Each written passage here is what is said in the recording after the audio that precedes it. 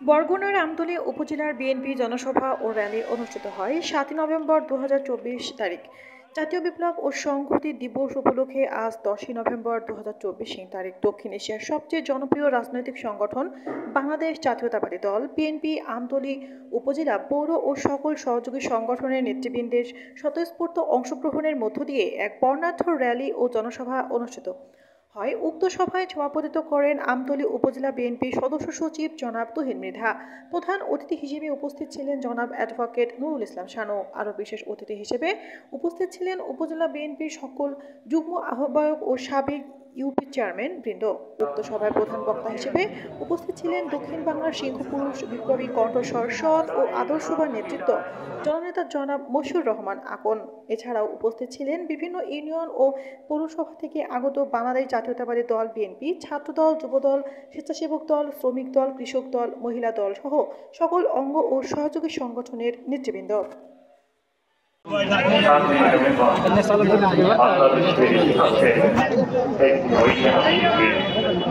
এই নীতিকে কেন্দ্র করে বাংলাদেশ জাতীয় দল বিএনপি তারই ধারাবাহিকতায় আজকে 11 নভেম্বর তৃতীয় দিন রোজ সোমবার আমরা আপনাদেরকে নিয়ে আমতলী পৌরসভা, আমতলী উপজেলা, 7টি ইউনিয়নের সকল স্তরের বিএনপি নেতৃবৃন্দ অঙ্গ সংসদে নেতাকর্মীরা এই সমাবেশে আমি আমার শরীর ভালো না, আপনারা যে পরিশ্রম করে দেখিয়েছেন আপনাদেরকে এই জানিয়া তারপরও মা বোনেরা ছিলেন, শিশুরা ছিল আমরা কম সময়ের ভিতরে কোনো মতের কোনো ধারাবাহিকতা আন্দোলন শুরুয়ে বাংলাদেশের ইতিহাসের রাজনীতি ভারতীয় আধিপত্যবাদী শহীদ প্রেসিডেন্ট জিয়া রহমানের নেতৃত্বে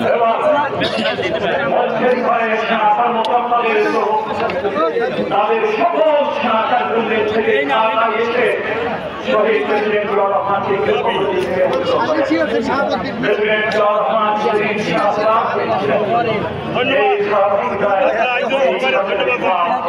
এই বিএনপি আজকে আমরা প্রিয় ভাইরা, রাষ্ট্রীয় অবস্থা যদি কথা বলতে চাই, এই দেশে আজকে এই বৈষম্য বিরোধী ছাত্র সংগ্রামী জনতার আন্দোলনের মধ্যে বাংলাদেশে এই জাতীয়তাবাদী দল, অন্য রাজনৈতিক দল, জামাত সহ ইসলামী শাসনতন্ত্র আন্দোলন সহ সর্বস্তরের রাজনৈতিক নেতা কর্মীদের সক্রিয় অংশগ্রহণের মাধ্যমে বাংলার মাঠ থেকে বাংলার মতবাদ থেকে একটি রাষ্ট্রীয় সংগ্রাম, একটি জাতীয়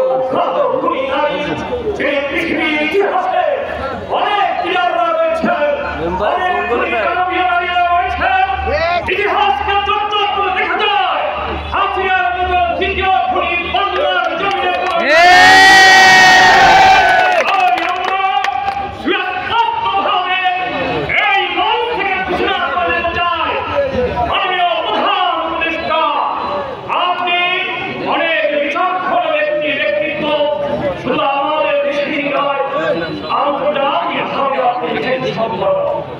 আপনি যাদেরকে নিয়ে এই অনুষ্ঠান গঠন করছেন, আপনার ভেবেটা হচ্ছে একটি রাষ্ট্রের ভাবে পরিচালিত হতে পারে না। তাই বলবো অচিরে নির্বাচন দিয়ে জনগণের প্রতিনিধির সাথে ক্ষমতা হস্তান্তর করুন, বাংলাদেশ হবে না।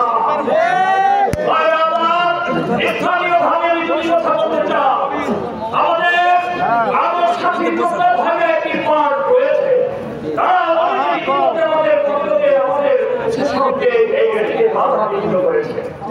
আমি তাদের উদ্দেশ্য বলে দেব, ভালো হয়ে যাও, আমার শরীর ভালো না, আমার হাতে তোমরা অনেক সৃষ্টি। তাই আমি বলতে চাই, এই ভয়ঙ্কর তত্ত্ব রক্ষা করে সময় নষ্ট করবো না।